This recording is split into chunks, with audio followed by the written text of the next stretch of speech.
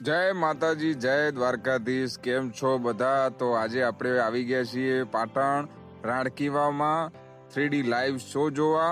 તો તમે જોઈ શકો છો આપણે પાર્કિંગમાં ઊભા છીએ, પાછળ બધી પબ્લિક બહુ બધી છે જોવા આવેલી। હવે આ જો તમને બતાવું કે બધી પબ્લિક જો બધી ટોળે ટોળા ઊભા થઈ ગયા। મફતમાં જોવાનું હોય એટલે હું કોણ ના આવે, બધા આવે। હજુ તમે જોઈ શકો બધા આવી રહ્યા અને કેટલી બધી ગળદી કરીએ ગેટ સામે। હજુ ગેટ ખુલ્યો નથી ને બધા રાહ જોઈને ઊભા છે। અને આ તમે જોઈ શકો અંદર સાંજનો નજારો, કેવી લાઈટો થઈ, અંદર કોઈ નથી। અશ્વિનભાઈ શાંતિથી બેઠા છીએ અમે સાઈડમાં। બધું સ્ટાર્ટ થાય પછી અંદર જઈએ અને તમને બધાને બતાવીએ। જુઓ સન બાકી તમારે બધાને જોવો ને તો આપણે વિડીયો બનાવેલો છે ઓલરેડી, તમે હું આઈ બટનમાં મૂકી દઈશ, તમે બધા જોઈ લેજો। અને કેટલું સુંદર ને કેટલું ચોખ્ખું આ બધું સન બાકી। હવે પાછું સ્ટાર્ટ થઈ ગયું છે અંદર જવાનું, બધા વારા પરથી અંદર જઈ રહ્યા। થોડી ભીડ ઓછી થાય એના પછી આપણે જઈએ, ખોટું ભીડમાં ઊભું રહેવું એના કરતાં તો થોડી વાર રહીને જઈએ તો ચાલી જાય। પબ્લિક પડાપડી કરે બહુ બધી। ફાઇનલી તો આપણે અંદર એન્ટ્રી કરી દીધી છે, ધીમે ધીમે જઈ રહ્યા છીએ। અંધારું થઈ ગયું પણ આપણે કેમેરામાં એટલું બધું દેખાતું નહીં, પણ જો બધી પબ્લિક કેવી દોડા જોવા માટે, કારણ કે વસ્તુ એવી મસ્ત બનાવેલી છે। જો આ બધી લાઈટો, અંધારું છે વાસ્તવમાં એ। હવે તમે રાણકી વાવનું જોઈ શકશો કે રાત્રે કેવી લાગે। મેં પણ ફર્સ્ટ ટાઈમ જોઈ છે, તમે બધા પણ જોઈ લેજો। જો બાકી છે ને એક નંબર। બધી પબ્લિક બધી સીડીઓ પર બધી ગોઠવાય ધીમે ધીમે। અને શો ચાલુ થયા પહેલાનો સીન છે, બધા નરખા પહેલા બેસાડશે પછી ચાલુ કરશે એ લોકો।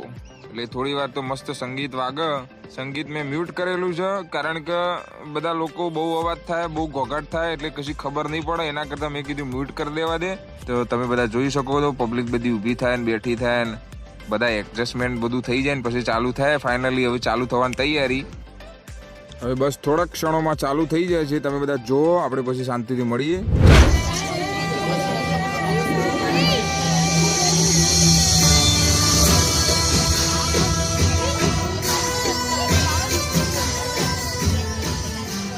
हमें मालूम है कि दिन की रोशनी में आपने भारत की इस विश्व प्रसिद्ध धरोहर, इस रानी की बाग की खूबसूरती का अनुपम आनंद लिया था। अब इस रात के अंधेरे में आइए हम आपको वो छिपे हुए रहस्य दिखाएं जो दिन के प्रकाश में भी अक्सर लोग देख नहीं पाते हैं। तैयार?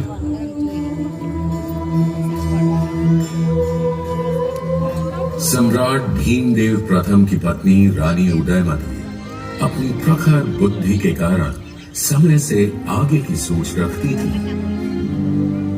उनके पति राजा भीमदेव के स्वर्गारोहण के बाद दरबार में बात चली कि परंपरा के अनुसार रानी अपने पति की स्मृति में क्या और किस प्रकार का स्मारक बनवाएंगी।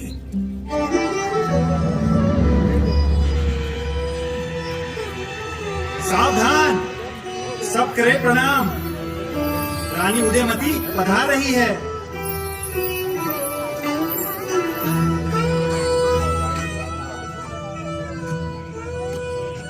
महारानी जी, आज जब स्वर्गीय पूज्य महाराज की अंत्येष्टि की सारी क्रियाएं कुमार कर्ण ने संपूर्ण कर ली है, वो समय आ चुका है जब आपको ये निर्णय करना है कि आप स्वर्गीय महाराज भीमदेव जी की स्मृति में क्या एक निर्माण करवाना चाहेंगे। आप चाहें तो यहाँ उपस्थित शिल्पकारों, कलाकारों और मंत्री परिषद से परामर्श कर सकती हैं। बोलिए, आप लोग ही बोलिए। महारानी, स्वर्गीय महाराज को मंदिर बहुत प्रिय थे। जैसा मंदिर उन्होंने मोढेरा में बनवाया था वैसा ही कुछ आप भी। मैं आपकी बात से सहमत हूँ, परंतु मंदिर धार्मिक आस्था के केंद्र होते हैं, उनका सार्वजनिक कोई उपयोग नहीं है। इसीलिए हमें एक ऐसा स्मारक बनाना चाहिए जो कि हर प्राणी के उपयोग में आ सके।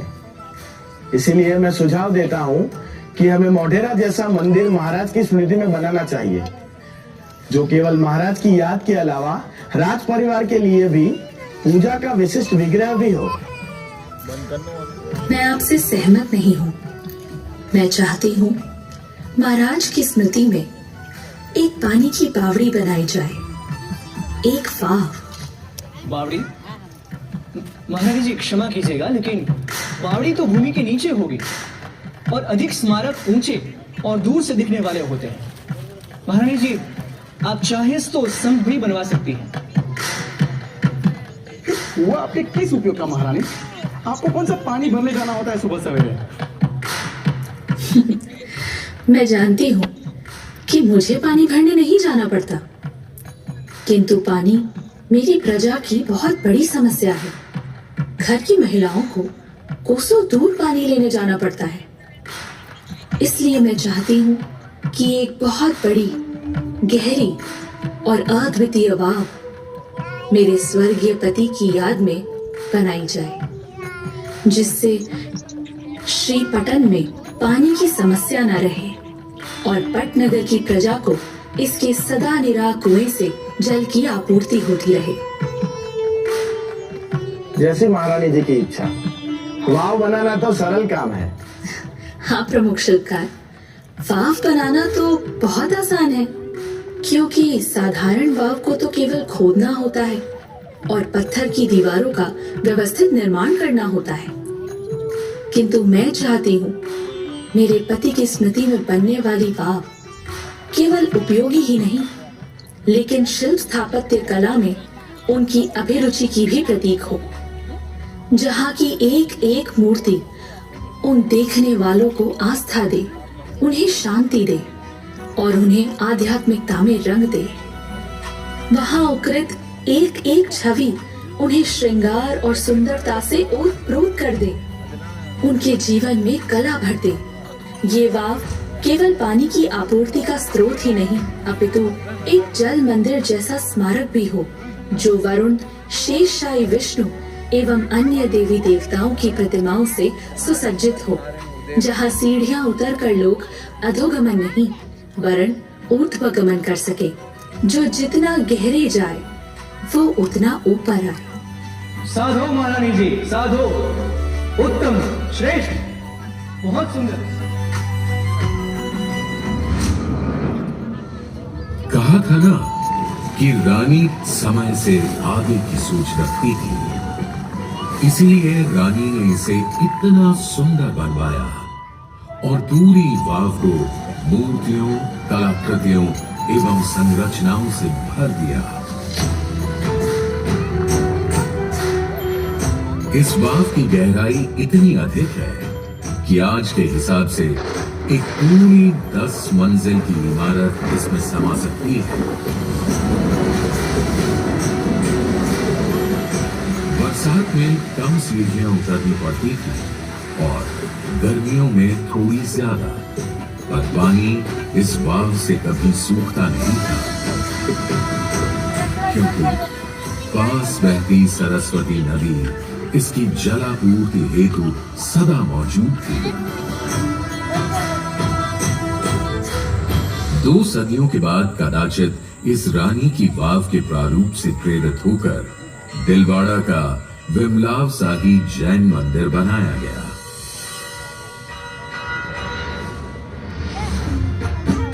पट्टन यानी आज का पाटन तब गुजरात की राजधानी था और उसका एक नाम अणहिलपुर भी था।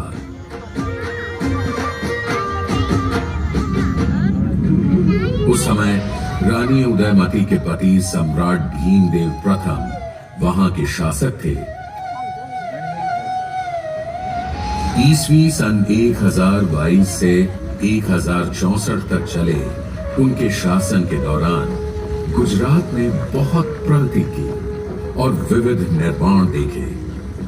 मुढेरा का सूर्य मंदिर भी उन्हीं के राज्यकाल में बनाया गया था,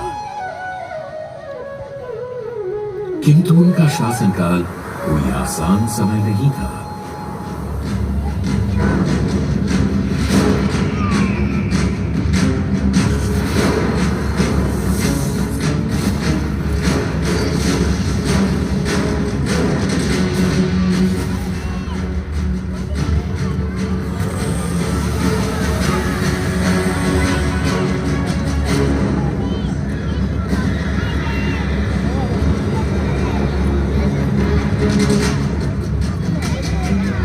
ये वही समय था जब गजनी के महमूद ने अफगानिस्तान से भारत आकर प्रभास पाटन में सोमनाथ मंदिर को लूटा था।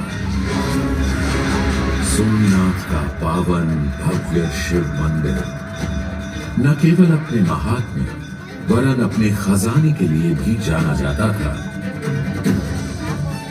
महमूद गजनवी का मन इस मंदिर से सोना चांदी रत्न लूटने भर से नहीं माना और जाते जाते उसने बहुत कुछ ध्वस्त भी कर दिया।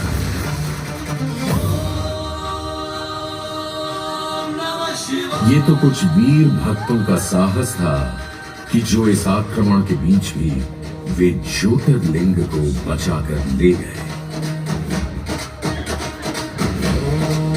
पर राजा भीमदेव कहां मानने वाले थे। उन्होंने जल्दी ही फिर से अपने सारे संसाधन धन बल को वापस जोड़ा और भग्न सोमनाथ मंदिर का पुनर्निर्माण करवाया।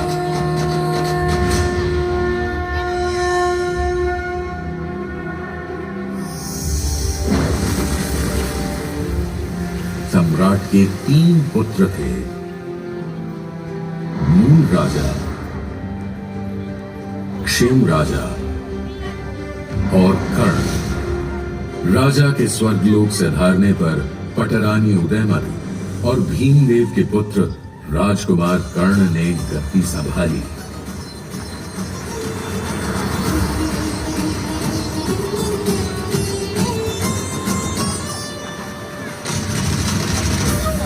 और फिर आसापाली के आसा भील को हराकर कर्णावती नगर की स्थापना की, जो आज अहमदाबाद कहलाता है। राजा भीमदेव और रानी उदयमती ने मिलकर त्रिपुरुष प्रसाद, भीमेश्वर और कई शिव मंदिरों का निर्माण करवाया।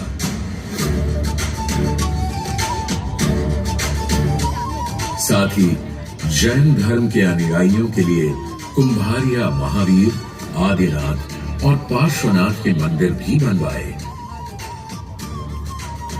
साथ ही कर्णावती या आज के अहमदाबाद में माता भवानी को समर्पित एक वाव भी बनवाई। किंतु रानी उदयमती का नाम अगर इतिहास में अमर है और रहेगा, तो वो है इस रानी की वाव के कारण।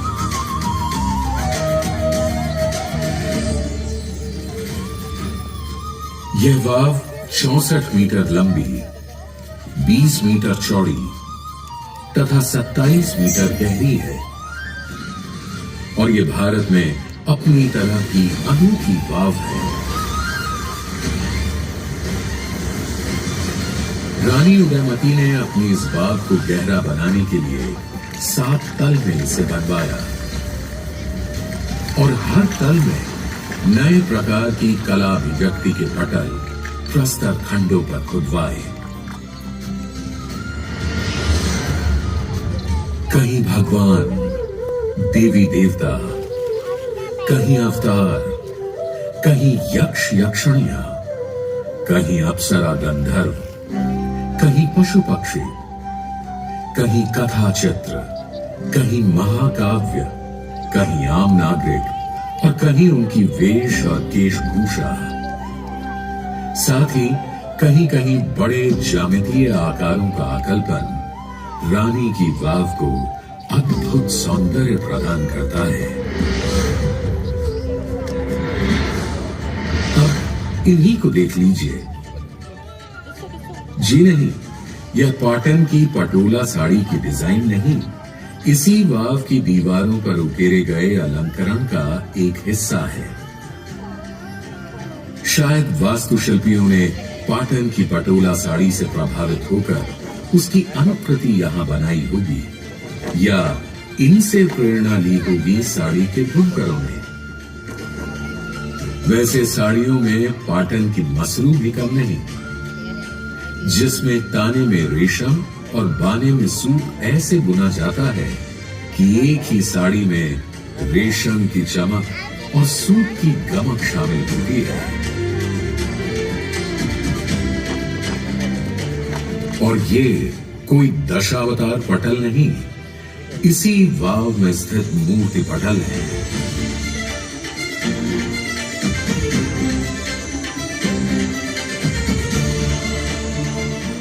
और ये कोई पूजा विग्रह नहीं, इसी स्थान की कुछ प्रतिमाएं हैं। हर स्तर पर परत दर परत बनी है पत्थर पर उकेरी गई 500 से अधिक मूर्तियां। पाटन में भूटिया परिवार के लोग आसपास के तालाबों से मिट्टी लेकर जो दशामा मूर्ति बनाते हैं, शायद वो भी इन्हीं छोटी छोटी मूर्तियों से प्रभावित होंगी।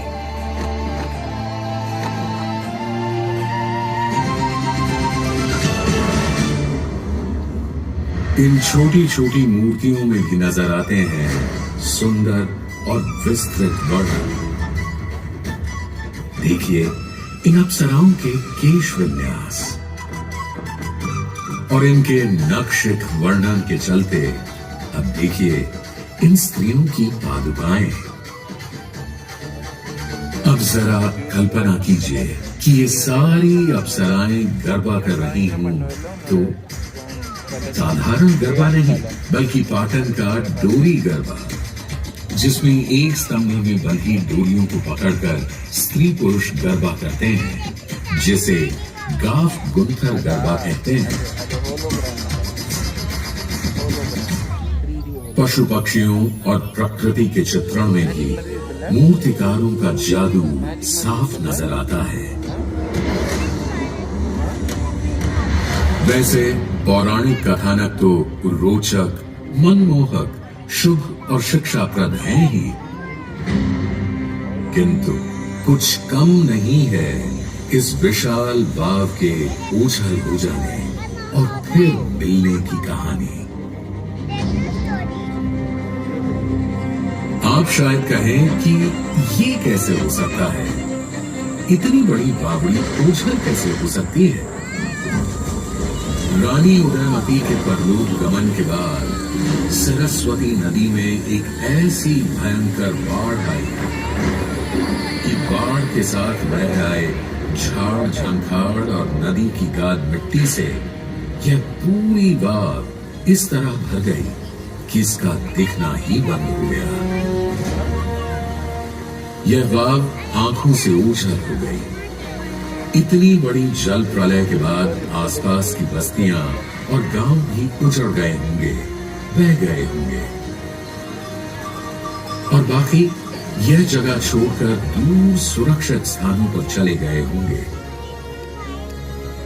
जो लोग दोबारा इस स्थान पर आकर बसे, वो इस वाव के अस्तित्व को भुला चुके थे। किंतु कहते हैं ना, हर दुर्भाग्य में भी कुछ ना कुछ सौभाग्य छिपा होता है। हुआ यूं कि वाव के ओझल हो जाने के बाद से उत्तर पश्चिम से आने वाले सारे हमलावरों को भी यह पावन जगह कभी दिखाई ही नहीं दी। वरना हिंदू देवी देवताओं से सुशोभित वास्तुकला का यह अनूठा उदाहरण उनके आक्रमण और विध्वंसक हथौड़ों से कभी बच ही नहीं सकता था। सौभाग्य से सदियों तक यह रानी की वाव किसी गड़े हुए खजाने की तरह भूमि में सुरक्षित दबी पड़ी रही। कभी कभार कोई लेखक या इतिहासकार जनश्रुतियों के आधार पर यहाँ ऐसा निर्माण होने का जिक्र भर कर देता था। राजपूताना के इतिहास को खंगालने वाले अंग्रेज इतिहासकार जेम्स टोड ने 19वीं सदी के आरंभ में अपनी पुस्तक ट्रैवल्स इन वेस्टर्न इंडिया में लिखा, इस स्थान पर कभी एक वाव हुआ करती थी। पूरी 7 सदियों बाद सन 1890 में एक अद्भुत घटना हुई। તું મારો પેલો ક્યારે દઈશ? અરે આપી દઈશ હવે 2 દિવસમાં. 2 દિવસ? અરે બોલ છે મમ્મી. તે ચાલશે હવે. ભાગ, દોડો ના. પકડ लिया तो ले जाएंगे. ચાલ. आज हम तुमको पकड़ने के लिए नहीं आए, हम तुमसे बात करने के लिए आए हैं। हमारे साथ जो भारतीय है उनसे पूछो। हाँ छोकराओ, આ ગોરાઓ बहुत सारा लोगों से ये लोग तुम्हारे गांव में वाव ढूंढने आए हैं। बकरी ढूंढोगे कैसे जब बकरी है ही नहीं? जब वाव होगी तब तो मिलेगी। हमारे गांव और आसपास कोई वाव नहीं है, हम नदी में से पानी लाते हैं। ठीक ठीक कह रहे हो तुम। वाव तो कब का खो चुका, मगर बच्चों आसपास में कोई पुराना मंदिर, कोई पुराना मूर्ति कुछ देखा? पुराना मंदिर तो नहीं, पर एक पुराना खंबा है। क्या तुम हमें वहां ले जाओगे? देखो हम तुमको बहुत सारी स्वीट्स देगा।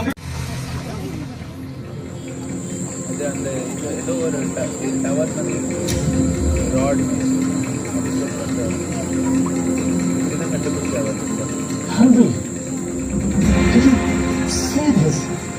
Yes, James. That seems to be a groove to support the rope. There must have been a pond over here. Yes, James' thought was not wrong.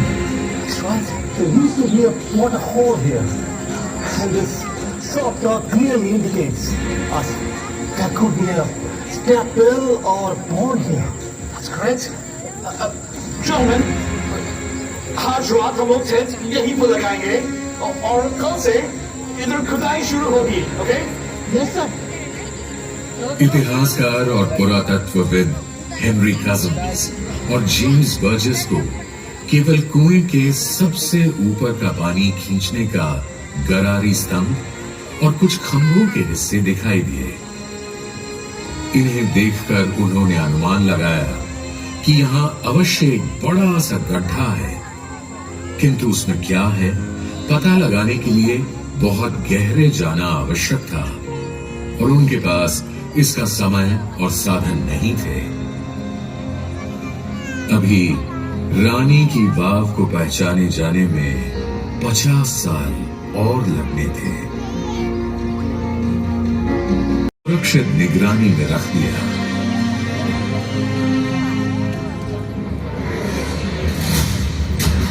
इसके 40 वर्षों बाद इस वाव के भाग्य फिर जागे जब सन 1981 में भारतीय पुरातत्व सर्वेक्षण इस जगह पर विधिवत उत्खनन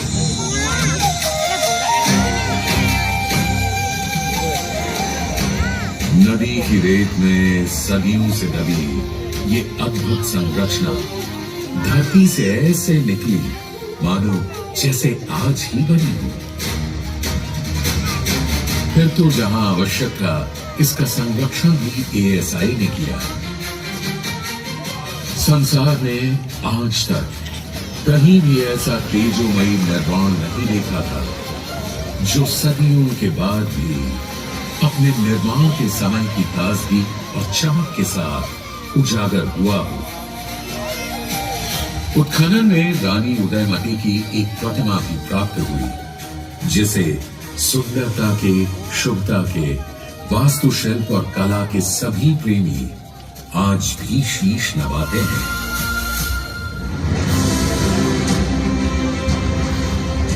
रानी की वाव अपने ऐतिहासिक एवं पुरातात्विक महत्व के कारण 1936 से संरक्षित स्मारक है। सन 2014 में इसे विश्व विरासत की विशिष्ट सूची में शामिल कर दिया गया है। यही नहीं, भारतीय रिजर्व बैंक ने अपने नए नोटों में भी इस अद्भुत संरचना को स्थान दिया है।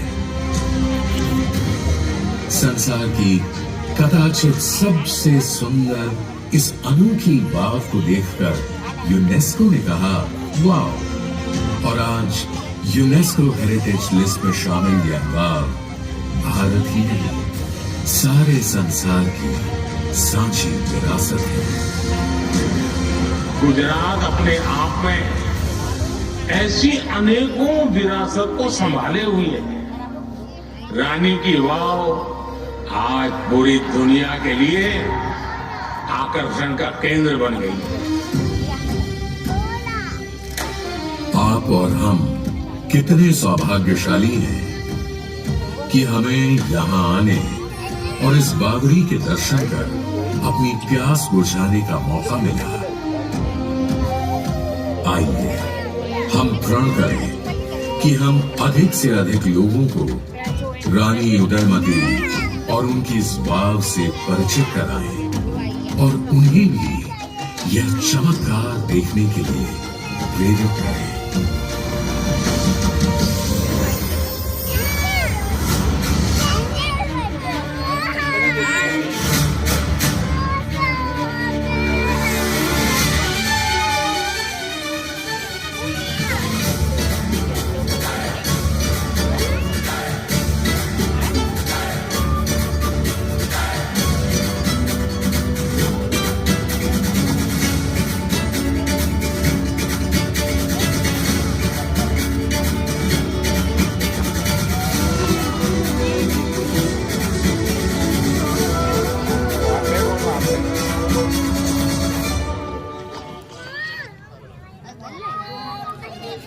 જય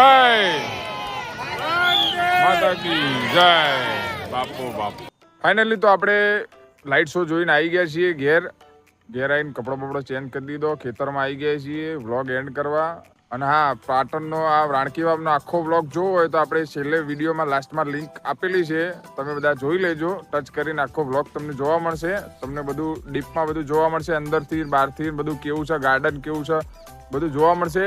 એટલે બધા જોજો અને ગમે તો લાઈક કરજો, શેર કરજો, સબસ્ક્રાઈબ કરજો અને આપણી ચેનલમાં જોડાયા રહેજો. એટલે આવા નવા વ્લોગ વિડીયો હેડે આવશે.